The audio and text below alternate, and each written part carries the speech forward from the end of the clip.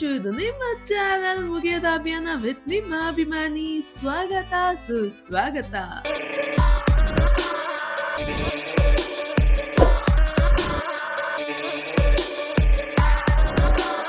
ಇವತ್ತು ನಾನು ನಮ್ಮದ್ಕೆ ನಮ್ಮ ಅಣ್ಣ ದಿಡಿಯಾಗಿ ನಿಮ್ಮನ್ನೆಲ್ಲ ಒಂದ್ ಜಾಗ ಕರ್ಕೊಂಡು ಹೋಗ್ತಾ ಇದೀವಿ. ಎಲ್ಲಿಗೆ ಅಂತ ಕೇಳ್ತೀರಾ? ಹೇಳೋದಕ್ಕೆ ಬನ್ನಿ ಜೊತೆಗೆ. ನಾವು ರೈಲ್ವೆ ಸ್ಟೇಷನ್ಗೆ ಹೋಗ್ಬೇಕಾಗಿತ್ತು. ಅಲ್ಲಿಗೆ ಹೋಗೋದಕ್ಕೆ ಮೆಟ್ರೋ ಬಳಸಿದ್ವಿ. ಇವಾಗೆಲ್ಲ ಮೆಟ್ರೋ ಫ್ಲೈಟ್ ಅಂತೆಲ್ಲ ಕರೀತಾರೆ. ನನಗೆ ಮಾತ್ರ ಟ್ರೈನೇ, ಅದೇ ಹೊತ್ತಿದ್ರು ಏರೋಪ್ಲೈನೇ. ಒಳಗಡೆ ಹೋದ್ವಿ, ಫುಲ್ ರಶ್. ಪಾಪ ನಮ್ಮಣ್ಣ ಸೀಟ್ ಸಿಕ್ದು ನನ್ಗೆ ನಮ್ಮ ಅತ್ತಿಗೆಗೆ ಸೀಟ್ ಬಿಟ್ಕೊಟ್ಟು ಅವ್ರು ನಿಂತ್ಕೊಂಡಿದ್ರು. 9:30 ಟ್ರೈನ್, ಆದ್ರೆ ನಾವು ಹೋಗ್ತಾ ಇರೋದು ನೋಡಿ ಎಷ್ಟು ಗಂಟೆ. ಇಳ್ಕೊಂಡು ಓಡೋಗ್ತಾ ಇದೀವಿ ಅನ್ಕೊಂಡ್ರಾ? ಛೇ ಆರಾಮಾಗಿ ನಡ್ಕೊಂಡೇ ಹೋದ್ವಿ. ಟಿಕೆಟ್ ಕೌಂಟ್ರಲ್ಲಿ ಹೋಗಿ ಕೇಳಿದ್ದಕ್ಕೆ ಅವರು ಹಿಂಗ ಅವ್ರು ಕೇಳಿದ್ದಕ್ಕೆ ನಮ್ಗೆ ಎಲ್ಲಿ ಟಿಕೆಟ್ ತಗೋಬೇಕು ಅಂತಾನೆ ಮರ್ತೋಗಿತ್ತು. ಹಂಗೂ ತಗೊಂಡ್ ಬಂದ್ವಿ. ಎಕ್ಸ್ಪೆಕ್ಟೆಡ್ ಟ್ರೈನ್ ಪಾಸ್ ಆಗಿತ್ತು. ಮತ್ತೆ ಟ್ರೈನ್ ಇದ್ದಿದ್ದೆ 11 ಗಂಟೆಗೆ. ಅಲ್ಲಿವರೆಗೂ ಏನ್ ಮಾಡೋದು, ಹಿಂಗೆ ಟೈಮ್ ಪಾಸ್ ಮಾಡ್ಕೊಂಡು ಕೂತಿದ್ವಿ. ಇಲ್ಲಿ ನೋಡಿ ಒಬ್ರು ಅವಾಗೆ ಸ್ಟಾರ್ಟ್ ಮಾಡಿದ್ರು.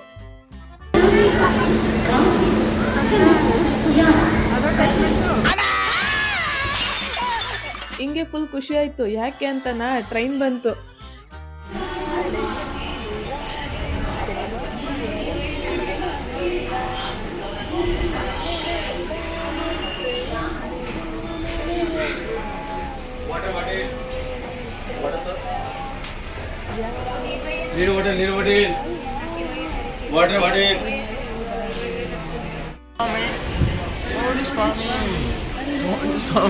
ಹಿಂಗೆ ತಮಾಷೆ ಮಾಡ್ಕೊಂಡು ಹೊರಡ್ತಾ ಇದ್ವಿ. ಈ ವಿಡಿಯೋ ನಿಮ್ಗೆ ಇಷ್ಟ ಆಗ್ತಾ ಇದೆ ಪ್ಲೀಸ್ ಲೈಕ್ ಮಾಡಿ, ಶೇರ್ ಮಾಡಿ ಅಂಡ್ ಸಬ್ಸ್ಕ್ರೈಬ್ ಮಾಡಿ. ಬೆಲ್ ಐಕಾನ್ ಕೂಡ ಪ್ರೆಸ್ ಮಾಡಿ. ಕಿಟಕಿ ಪಕ್ಕ ಕೂತಿದ್ದೆ. ನೀವೇನೇ ಹೇಳಿ, ಎಲ್ಲಾನು ಹೋಗ್ಬೇಕಾದ್ರೆ ಕಿಟಕಿ ಸಿಕ್ಕಿದ್ರೆ ನಮ್ಗಿಷ್ಟ ಆಗಿರೋ ಸಾಂಗು, ನಮ್ಗಿಷ್ಟ ಆಗಿರೋ ಕ್ಲೈಮೇಟ್ ಸಿಕ್ಬಿಟ್ರೆ ಖುಷಿನಲ್ಲಿರೋರಿಗೆ ಇನ್ನೂ ಖುಷಿ ಆಗುತ್ತೆ, ಬೇಜಾರಲ್ಲಿರೋರಿಗೆ ನೆನಪುಗಳು ಕಾಡುತ್ತೆ. ಪಯಣ ನೆನಪುಗಳ ಜೊತೆನಲ್ಲಿ ಸಾಗುತ್ತೆ.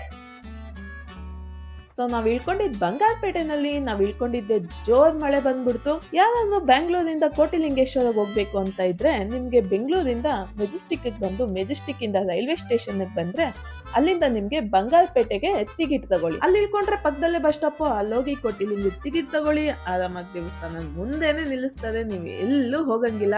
ನಮ್ಮದ್ಕೆ ಬಸ್ ಹತ್ತಿದೆ, ಫುಲ್ ನಿದ್ದೆ. ಹೆಂಗ್ ಎಬ್ಬಿಸ್ದೆ ಗೊತ್ತಾ ಸ್ಟಾಪ್ ಬಂದಾಗ? ಹಿಂಗ್ ಮಾಡಿ ಎಬ್ಬಿಸ್ಕೊಂಡು ಸ್ಟಾಪ್ ಇಳ್ಕೊಂಡ್ವಿ. ಫೈನಲಿ ನಾವು ಕೋಟಿಲಿಂಗಕ್ಕೆ ಬಂದು ತಲುಪಿದ್ವಿ. ಎಂಟ್ರಿ ಫೀಸ್ ದೇವಸ್ಥಾನದ ಒಳಗೆ ಹೋಗ್ಬೇಕಾದ್ರೆ ಪರ್ ಹೆಡ್ 20 ರೂಪೀಸ್ ಕೊಟ್ಟು ಒಳಗೋದ್ರೆ ನಿಮ್ಗೆ ಕೋಟಿಲಿಂಗಗಳ ದರ್ಶನ ಕಾಣುತ್ತೆ. ಕೋಲಾರ ಜಿಲ್ಲೆಯಿಂದ ಬಂಗಾರಪೇಟೆಗೆ 12 ಕಿಲೋಮೀಟರ್ ಆಗುತ್ತೆ. ಅಲ್ಲಿರೋ ಕಂಸಂದ್ರದಲ್ಲಿ ಈ ಕೋಟಿಲಿಂಗ ಇದೆ. 1980ರಲ್ಲಿ ಸಾಂಬಶಿವ ಮೂರ್ತಿಗಳು ಇದನ್ನ ಸ್ಥಾಪಿಸಿದ್ರು ಅನ್ನೋ ಉಲ್ಲೇಖ ಇದೆ.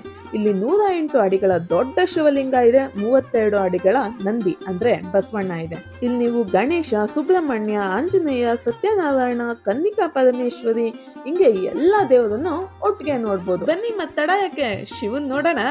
ನನ್ಗಿಲ್ಲಿ ಹೋದಾಗ ಒಂದ್ ಸಾಂಗ್ ನೆನ್ಪಾಯ್ತು. ಏನ್ ಗೊತ್ತಾ? ಕೇಳೋ ಮಾದೇವ ಮನ್ಸನ ಜೀವ ನೀ ನುಡಿಸಿ ಆಡಮರು ಯಾಕೋ ಶಿವಲಿಂಗ ನಡೆಸುತ್ತೀಗ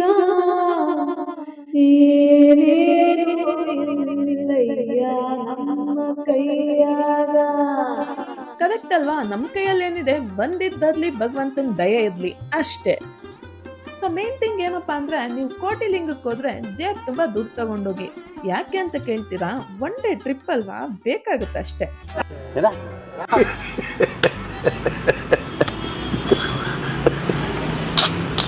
ಯಾಕೆ ಹಂಗಂದ್ರು ಅಂತೆಲ್ಲ ಯೋಚನೆ ಮಾಡ್ಬೇಡಿ. ನಾನ್ ಕರೆಕ್ಟ್ ಆಗಿ ಹೇಳಿದೀನಿ. ಒಬ್ಬೊಬ್ಬರಿಗೆ ಒಂದೊಂದ್ ತರ ಇಮ್ಯಾಜಿನೇಷನ್, ಏನು ಮಾಡಕ್ಕಾಗಲ್ಲ. ಅವರವರ ಭಾವಕ್ಕೆ.